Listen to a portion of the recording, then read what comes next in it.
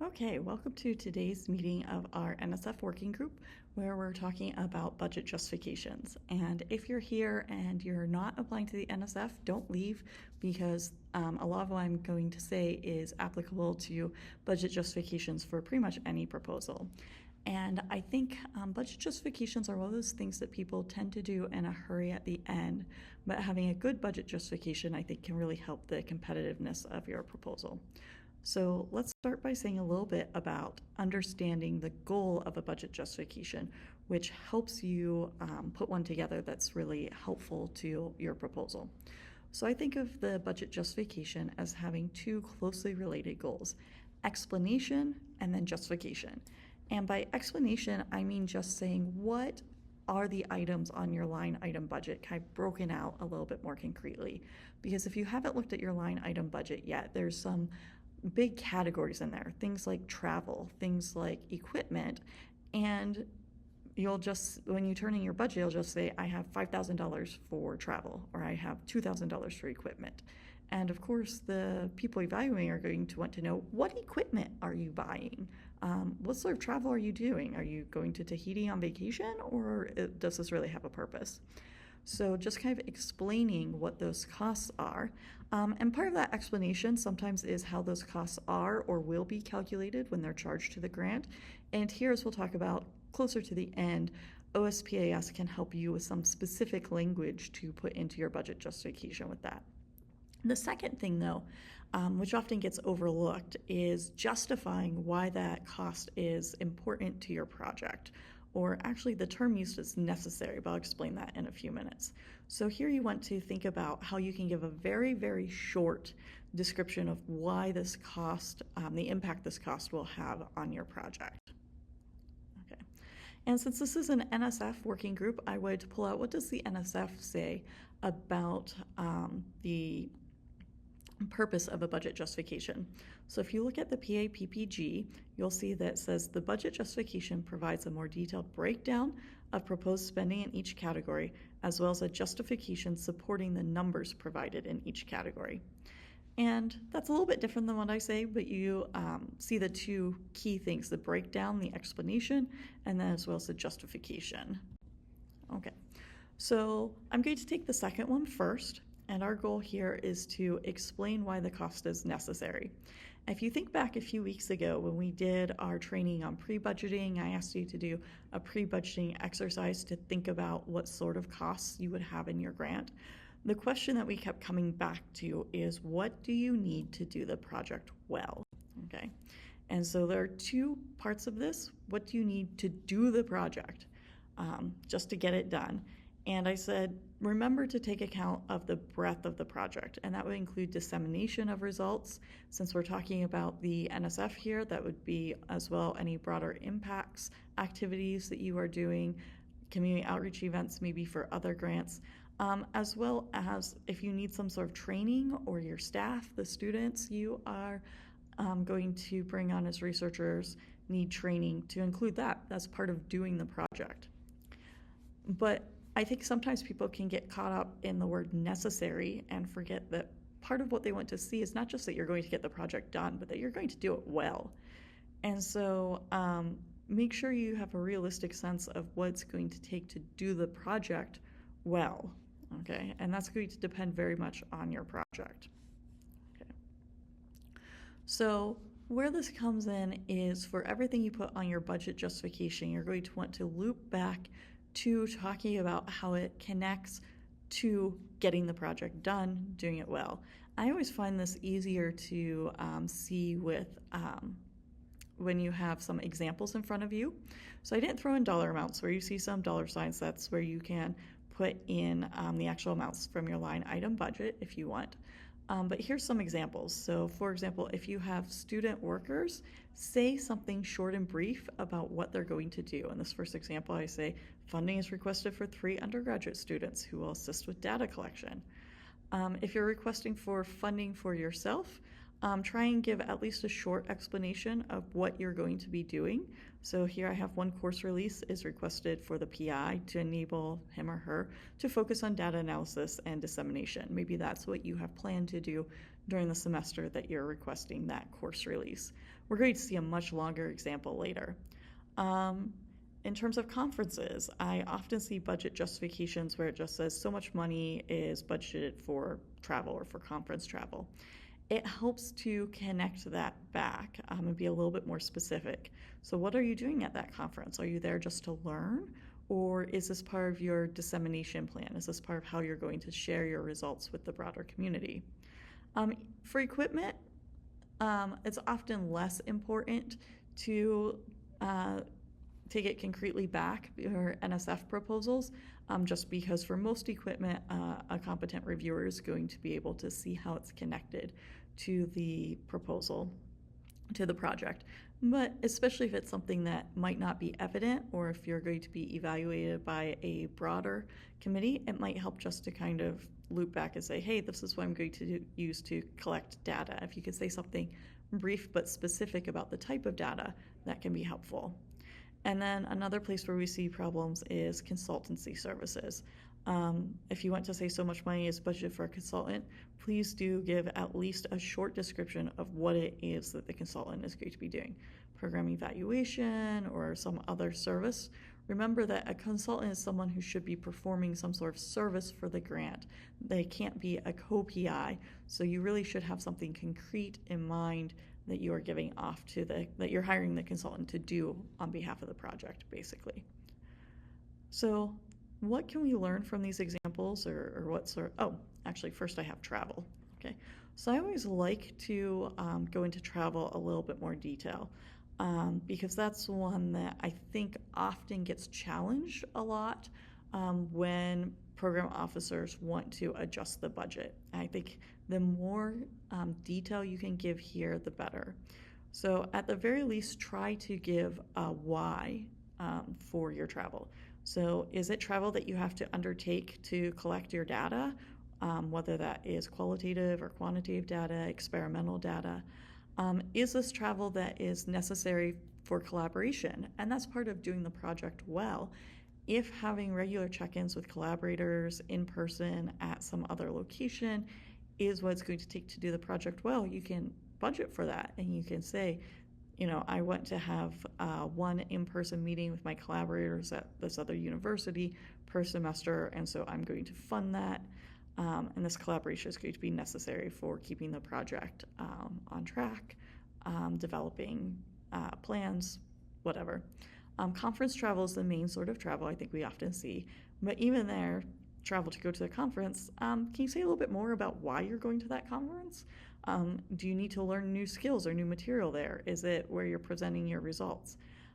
My general thing is, well, you don't want your budget justification to give too long, and you want to keep it concise. Generally try and give details. So if you have an idea of what conference you're intending to, remember you can change things later, but if you say, I am going to present specifically, or I'm planning to present specifically at this particular conference, that comes up a lot more thoughtful and prepared than just some conference, not telling you what one. If you know where it's held, it's also helpful to use that information, one, in coming up with your budget, which we talked about a few weeks ago, but also to give that detail. So in terms of reviewing, consider the difference between $500 is requested for a conference versus $500 is requested to present the results at the 2027 APRS April meeting in Atlanta. Of course, $500 probably won't cover that, but you get the idea. Okay. So we've seen some examples. What are some key themes or points that I want to make with this? Definitely keep it short, okay? We'll see some longer justifications a little bit later in this, but my advice generally is you want to keep it to a few sentences for each item at most, okay? You also don't want to duplicate information in your project narrative. I think of the project justification as serving a linking function where it's taking the items that are in your budget and linking them to things that you said about your project in the narrative. So this is really not the place to explain your project at all. It's also not the place to try to explain your technique or your approach. That all belongs in your project narrative. This is basically connecting the budget to that project narrative. You absolutely do not want to try and use the budget justification to get around page limits in your project narrative. That is really something that would upset a program officer. So if you run out of space in the project narrative, you don't want to try and use the fact that you have to justify your costs to explain more about your project. That is a surefire way to make reviewers upset. And then, like I said, do try and link everything back to your project narrative, even if it's relatively vague. I'm going to a conference to present my results. And this can be a good way of finding holes in your project narrative where you realize you have to, in your budget, you have a lot of funds going to something, but you haven't addressed it clearly in your project narrative. And that can help identify where there's like some technique or something that is obvious to you, but you're sinking a lot of money into it, and so it might not be obvious to someone else. It helps if you can to add kind of a brief acknowledgement of that or something. Okay, so what do you want to avoid in terms of justifying things?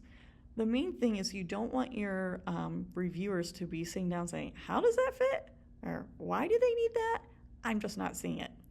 And again, this is something where program officers can and often do strike costs before the award. They'll go through the budget and review it and say, I don't know if they really need this. So if they're looking at your travel and they're saying that doesn't seem like it's an important part of your project, they can cut down your travel costs. So I'm going to give another one that I've seen a few times, which is where a PI requests to put money towards the membership fees for some sort of professional organization. And a program officer really has questions about why is that an appropriate use for this fund. In many cases it may not be, but if you think it is, again, connect it back to something. So what are you getting out of that professional organization supporting your project? Is it some sort of training, or does it turn out that like that membership is necessary for presenting your results at a conference? Okay, so the big thing is you want to make sure that there's no questions in that.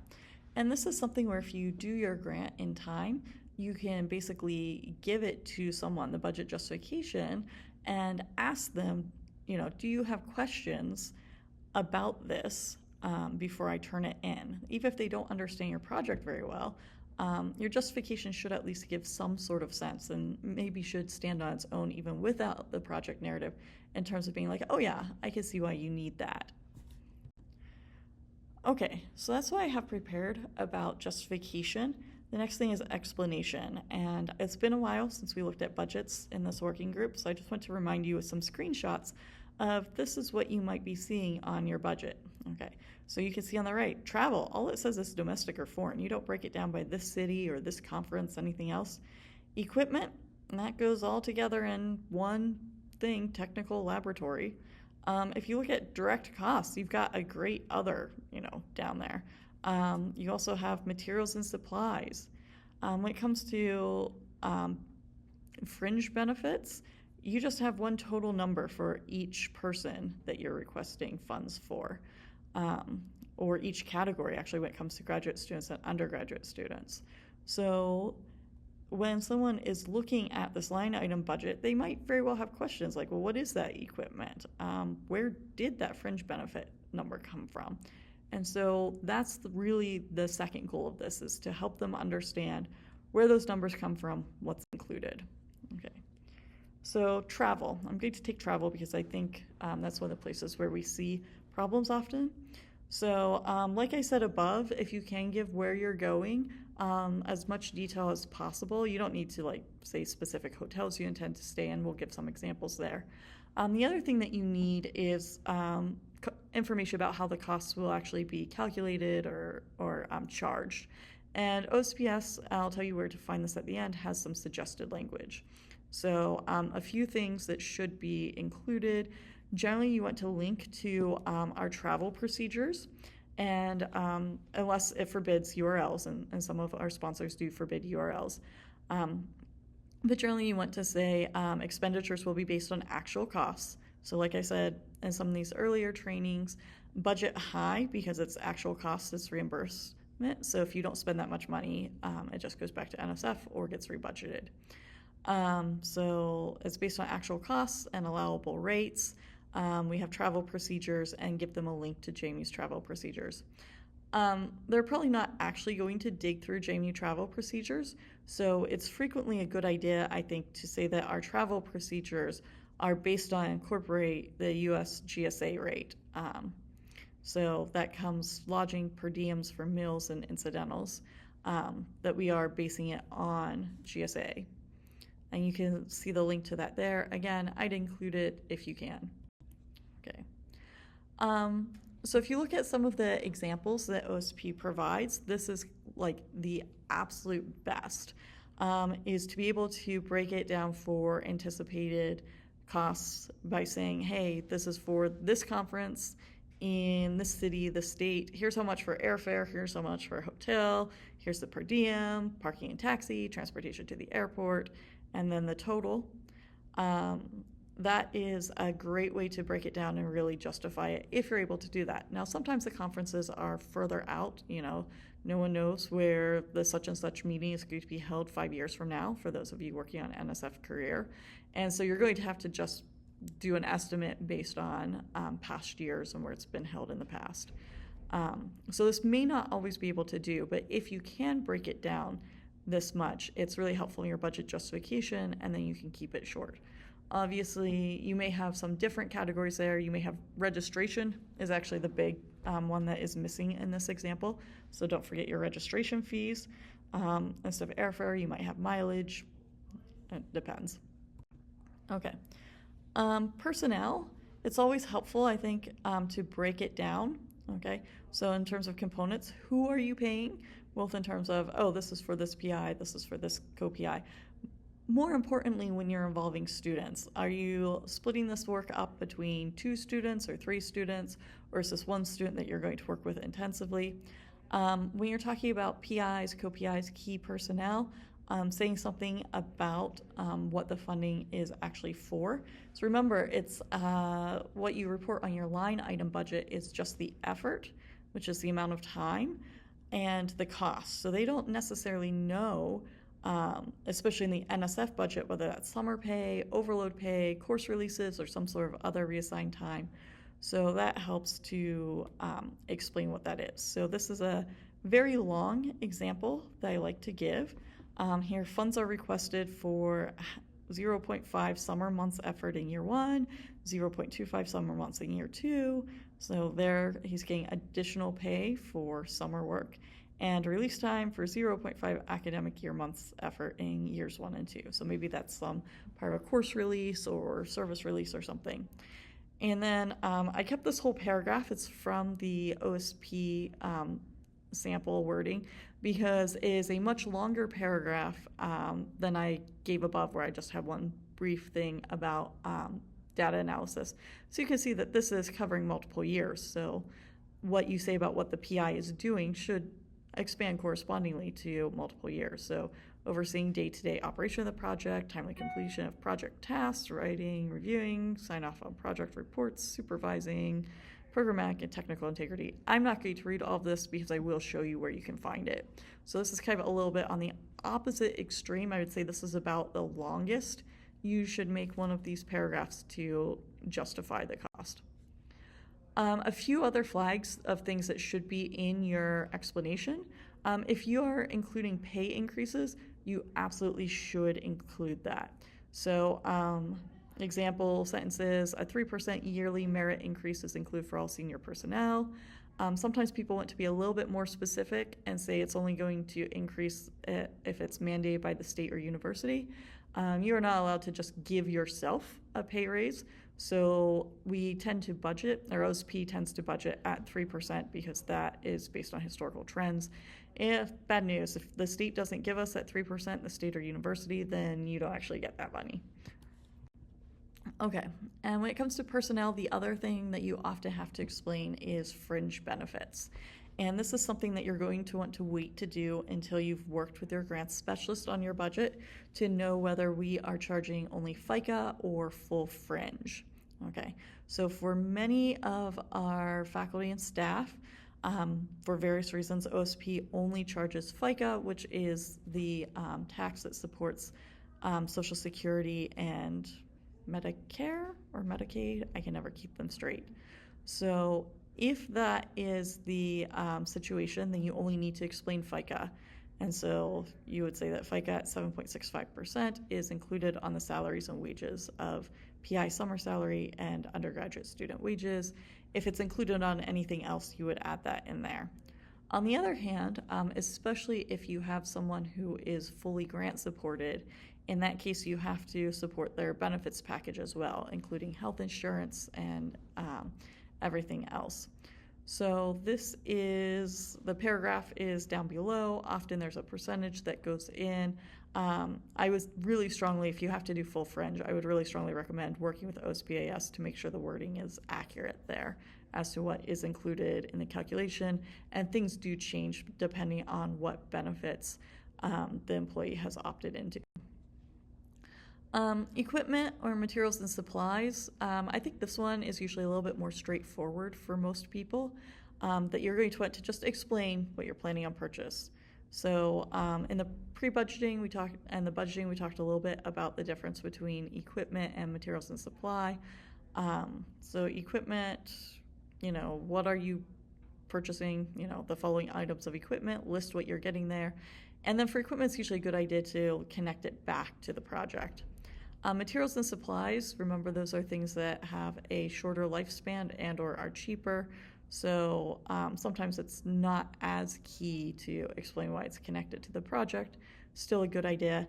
And you do want to break that out. Like, what are the actual supplies that you're buying? Is it some sort of software program that the license is going to be short term?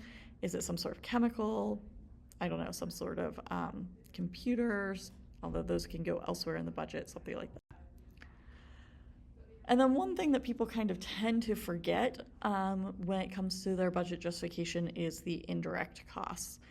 So this funds keeping the lights on in the lab, paying for someone to come empty your trash can, all of that sort of thing.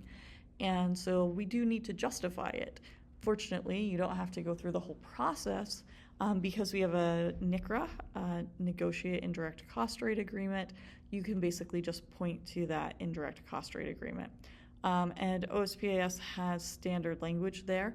Again, the key thing is you're going to want to put in information about that agreement. So who our cognizant agency is, which is the U.S. Department of Health and Human Services, who the contact is, and then where they can find a copy of the rate agreement. Again, as long as you're allowed to put in URLs. So that is the bottom paragraph. That one is really key, and you should make sure to put that in. The top one kind of explains it. We do have a different NICRA rate for on-campus and off-campus. We have different rates for if it's research versus instructional versus public outreach. And so make sure to kind of have that information in there. You'll need to put in the amount and what percentage you're using. Okay, so I've referred a few times to where you can find this language. So the OSPAS has a budget development page on their website, and so I'm going to show you where that is now.